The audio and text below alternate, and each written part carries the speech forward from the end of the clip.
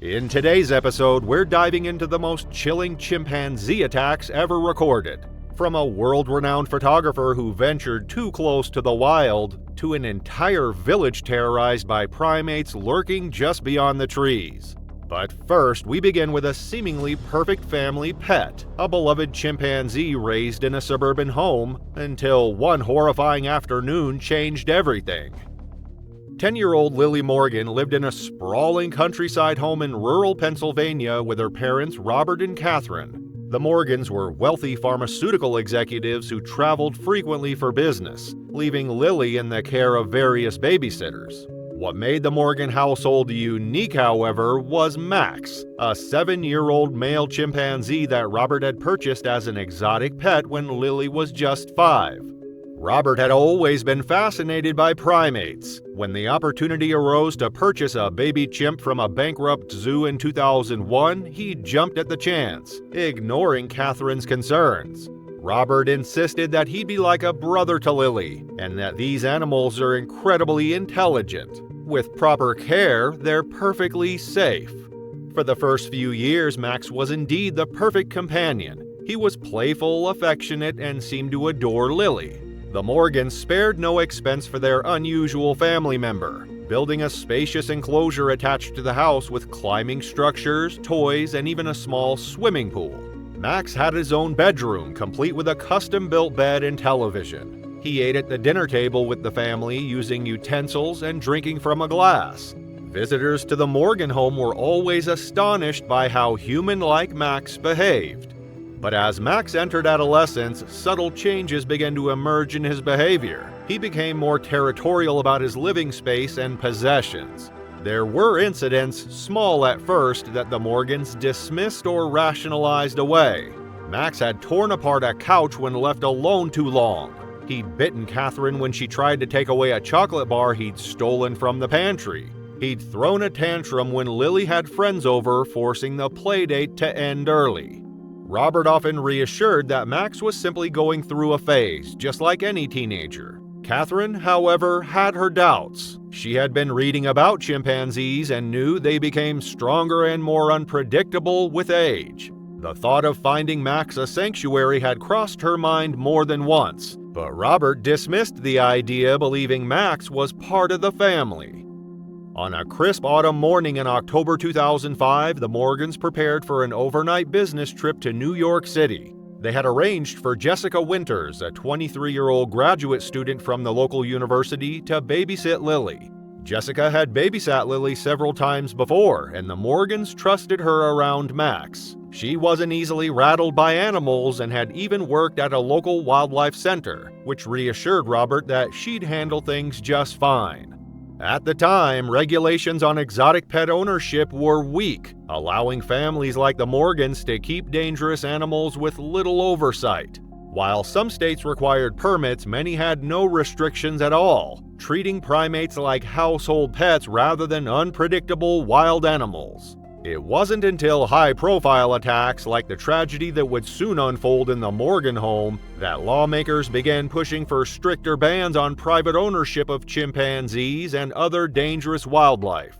Before leaving, Catherine handed Jessica a detailed list of instructions, outlining Lily's schedule, which was posted on the fridge.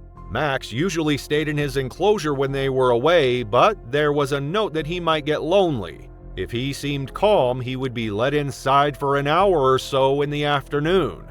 Jessica responded with confidence, assuring Catherine that she and Max got along well. As the Morgans' car disappeared down the driveway, Jessica turned to Lily with a smile, suggesting a movie marathon or baking cookies. But Lily's gaze drifted to Max's enclosure, visible through the large windows. The chimpanzee was watching them intently, his dark eyes tracking their every move, waiting. Lily eagerly chose baking, mentioning that Max loved cookies. The morning passed pleasantly with chocolate chip cookies, board games, and the first Harry Potter movie. But by early afternoon, Max's hooting grew louder, more insistent. Something felt off.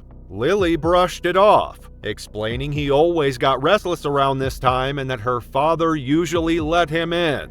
Jessica hesitated, remembering Catherine's warning. Max could only come inside if he was calm. She asked if this was normal. Lily reassured her it was just his way of seeking attention. Jessica would soon realize how wrong she was. Against her better judgment, she followed Lily to the back door. As they approached, Max fell eerily silent, waiting by the entrance. Lily insisted he was fine. After a brief hesitation, Jessica unlocked the door. Max entered without issue, hugging Lily before settling on the couch with a picture book. Everything seemed normal. Then Jessica excused herself to use the bathroom. She asked if Lily would be okay for a moment. The girl, still beside Max, confirmed that they were just reading. Jessica had barely closed the door upstairs when a high-pitched scream sliced through the air, freezing her in place. She bolted down the stairs 2 at a time. The sight in the living room would haunt her forever. Max had transformed completely. His hair stood on end, his lips pulled back in a terrifying grimace. He had Lily pinned to the floor, his powerful hands gripping her arms. Blood streamed from a bite wound on Lily's cheek. Jessica screamed at Max, grabbing a nearby lamp and throwing it at the chimp. The lamp struck Max's back, causing him to release Lily momentarily. He turned toward Jessica, letting out a guttural scream that seemed to shake the walls. In that brief moment, Lily scrambled away, blood streaming down her face. Jessica yelled for Lily to run and lock herself in her parents' bedroom, positioning herself between the girl and the enraged chimp. Lily bolted for the stairs, but Max was faster. With incredible speed, he intercepted her at the bottom of the staircase, grabbing her by the hair and pulling her backward with such force that Jessica heard the sickening crack of Lily's head hitting the hardwood floor. Jessica lunged forward, desperate to help. She grabbed a fire poker from beside the fireplace and swung it at Max, connecting with his shoulder. The chimp howled in pain but didn't retreat. Instead, he charged at Jessica, knocking her to the ground with such force that the air was driven from her lungs. As she gasped for breath, Jessica fumbled for her phone in her pocket. Max turned his attention back to Lily, who lay motionless at the bottom of the stairs. The chimp began dragging her across the floor toward the kitchen. With trembling fingers, Jessica dialed 911 and frantically explained the emergency. She dropped the phone and staggered to her feet.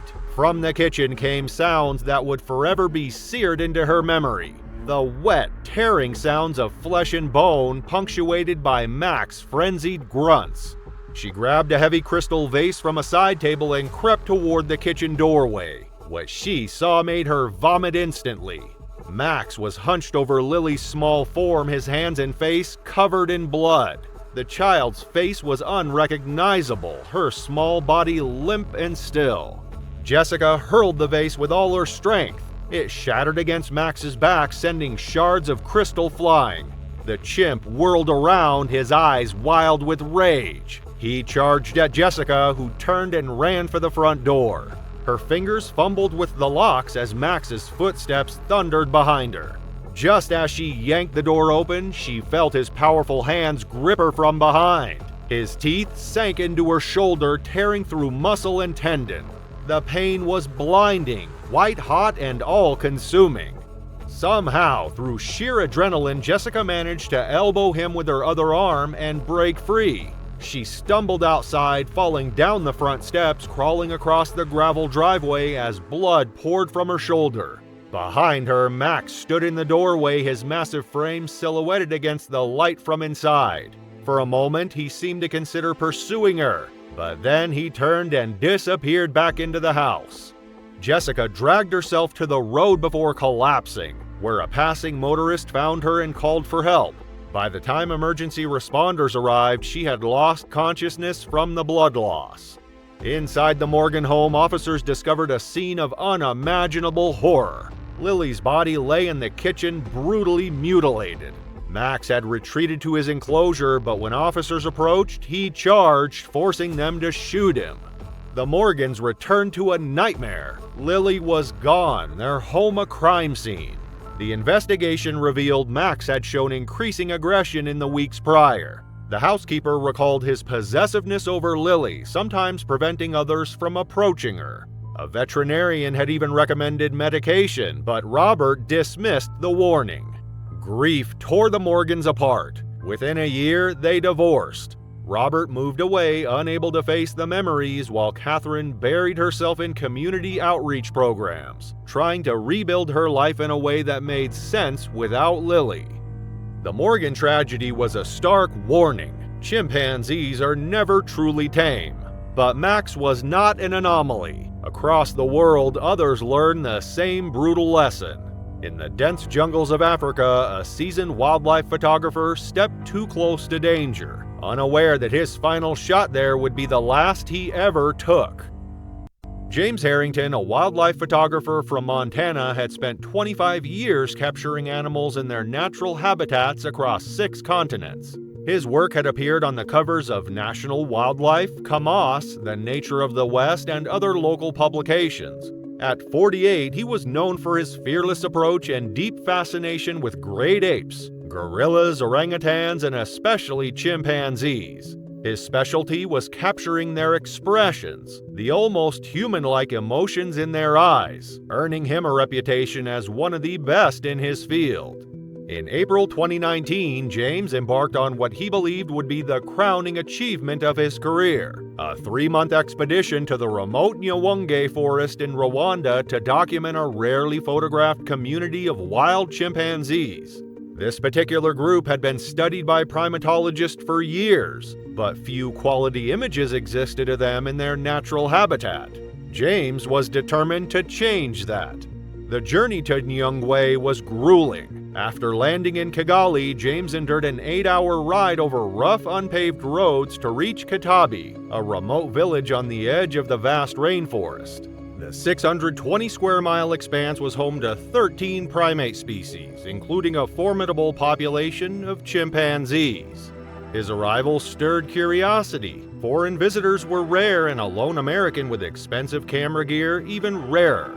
That evening, the village elder Mutara requested a meeting. Through a translator, he warned James of the dangers ahead. The chimpanzees were not the playful creatures shown in documentaries. They were territorial, unpredictable, and capable of brutal violence. A villager had been attacked just 3 years prior, losing an eye and several fingers.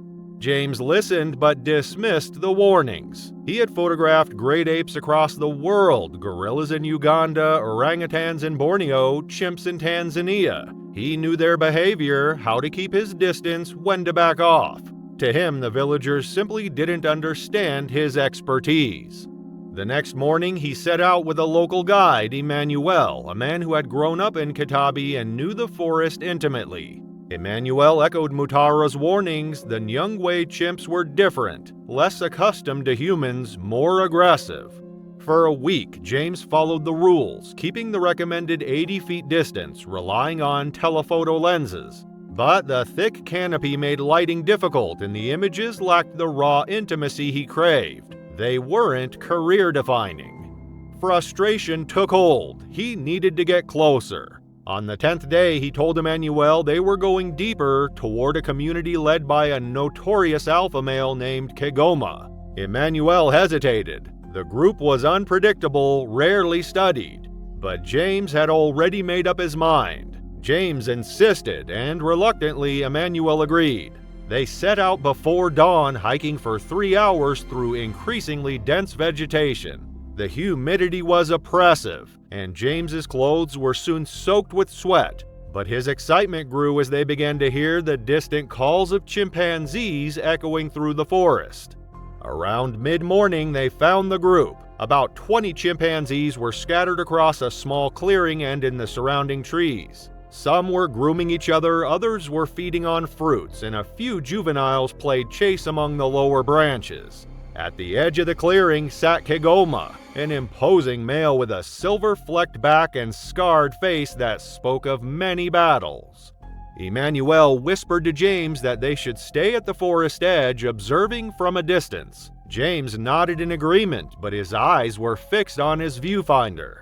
The lighting was perfect. Dappled sunlight filtering through the canopy, illuminating the chimpanzees in a way that made their expressions come alive. But he needed to be closer.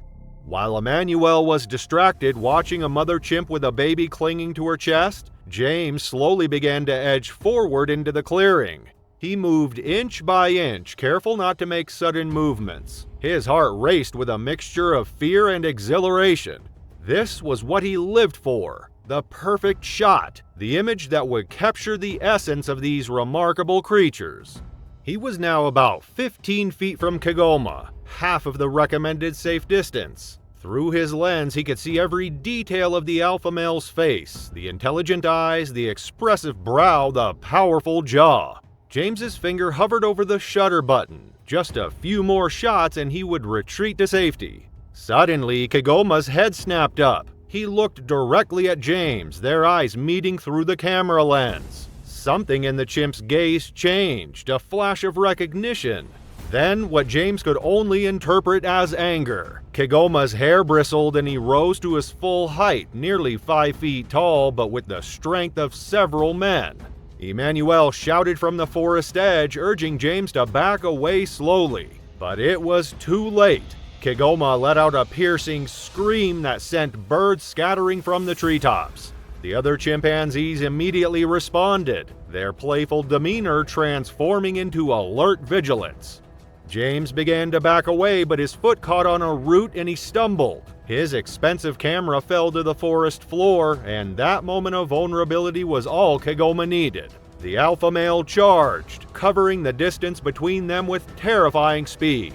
James had no time to run. Kigoma slammed into him with the force of a linebacker, knocking him flat on his back. The air rushed from James's lungs as he hit the ground. Before he could recover, Kigoma was on him, powerful hands gripping James's arms with crushing strength.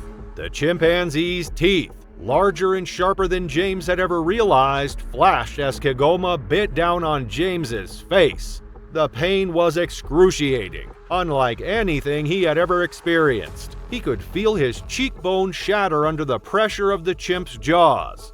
Emmanuel was screaming, trying to distract Kigoma, but the alpha male was focused entirely on his attack. 2 other male chimps joined the assault, grabbing James's legs and biting into his thighs, severing arteries and tearing through muscle.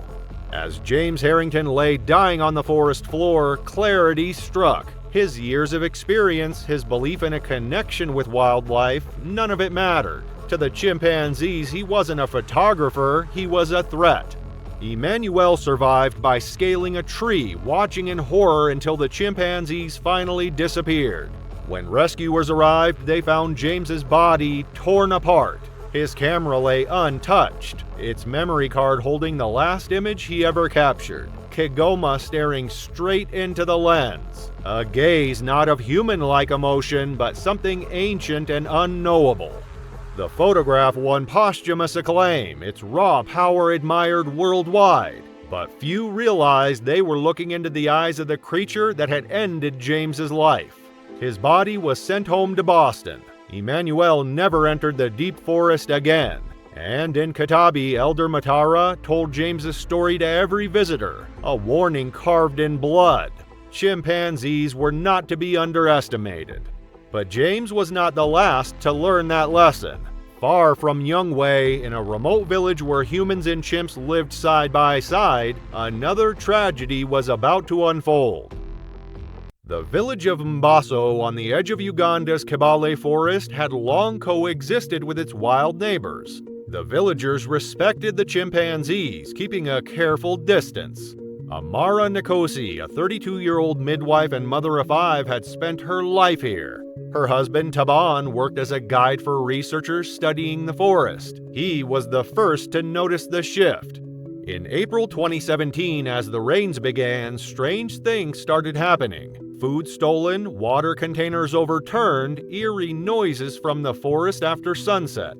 Taban suspected the chimps. The group's dominant male, Kondo, had been killed in a brutal fight, and his successor, Mosi, was bolder, more aggressive. Under his rule, the chimps were venturing closer to the village, watching instead of retreating. The council dismissed Taban's concerns at first. Chimpanzees had always been there, powerful but not a direct threat. They reinforced food storage and urged caution, but did little else. Then things escalated. A cassava field was destroyed overnight. Clothes vanished from drying lines. Villagers spotted chimps standing their ground at the forest edge, hooting, drumming, shaking branches. One evening, Amara's eldest son, Jabari, came running home in terror. He had been gathering firewood when 3 chimps followed him, creeping closer, charging forward before stopping. They only retreated once he reached the village. That night, Taban and several men kept watch. At midnight, they heard them, pant hoots and screams closer than ever. Flashlights revealed a dozen chimps pacing the perimeter, edging into the village clearing before retreating. The men shouted, banged pots, and drove them back temporarily. The chimps kept returning. By morning, the council finally acted. A message was sent for wildlife authorities. New rules were put in place, no one entered the forest alone, children stayed in the village center, and all food was locked inside. But it was too late. The chimps were no longer just watching. They were preparing to strike. The message to authorities would take days, but life in Mbaso couldn't pause. The village depended on the forest for essentials: firewood, food, medicine, and most crucially, water. 3 days after the council meeting, the water supply was nearly gone. With no rain to replenish the communal containers and her youngest children showing signs of dehydration, Amara led a group of 7 women, including her sister-in-law Naya, to the spring deep in the forest. Armed with machetes and sticks, more for comfort than defense, they set out at midday, planning to return before sunset. The silence was unsettling. No bird calls, no rustling in the undergrowth. The usual chatter among the women faded into uneasy quiet. They reached the spring and hurried to fill their containers. The water trickled slowly, delaying their departure. Amara scanned the trees, sensing something was wrong. Then Naya stiffened, eyes wide. Amara followed her gaze. Perched on a low branch, watching them intensely, sat Mosi, the new alpha male. His scarred shoulder caught the light, a warning of the violence he had already survived. Amara signaled for the women to gather their water containers and move slowly back toward the path to the village. They had nearly reached it when the forest erupted with sound. Pant hoots, screams, and the crashing of bodies through vegetation. Suddenly, chimpanzees appeared from all directions. At least 15 of them, mostly males, moving with purpose toward the group of women. Panic took hold. The women dropped their water containers and ran, their planned orderly retreat forgotten in the face of the approaching threat. Amara shouted for them to stay together, but fear scattered them. Some ran directly for the village path. Others veered off in different directions, disoriented by terror. Amara found herself running alongside Naya and 2 other women. They could hear the chimps behind them gaining ground with each passing second. The forest floor was treacherous. Roots, fallen branches, and uneven ground threatened to trip them with every step. Naya fell first, her foot catching on a root. As she hit the ground, her scream pierced the forest. Amara stopped and turned back, unwilling to abandon her sister-in-law. The other 2 women hesitated briefly but continued running when they saw what was happening. 3 male chimps had reached Naya. The largest, Mosi, grabbed her arm with incredible strength, dragging her backward as she struggled to regain her footing. The other 2 circled, hooting and displaying, their hair bristling to make them appear even larger. Amara raised her machete and rushed forward, swinging the blade at Mosi. The sharp edge connected with his arm, drawing blood. The alpha male released Naya with a scream of pain and rage. For a moment, Amara thought they might escape. She pulled Naya to her feet and they began to run away. They had covered perhaps 30 feet when Amara felt a crushing weight slam into her back. She was driven face first into the ground, the impact knocking the air from her lungs. Mosi had recovered and charged after them, targeting Amara in retaliation for the wound she had inflicted. What followed was a frenzy of violence. Mosi's powerful hands gripped Amara's shoulders, flipping her onto her back. His teeth, far larger and sharper than human teeth, sank into her face. The pain was blinding, overwhelming. She could feel her cheekbone crack under the pressure of his jaws. More chimps joined the attack. They targeted her extremities, hands, feet, and limbs, biting and tearing with methodical savagery. One chimp grabbed her right arm and pulled with such force that she felt the shoulder joint dislocate. Another bit into her calf, tearing away a chunk of muscle.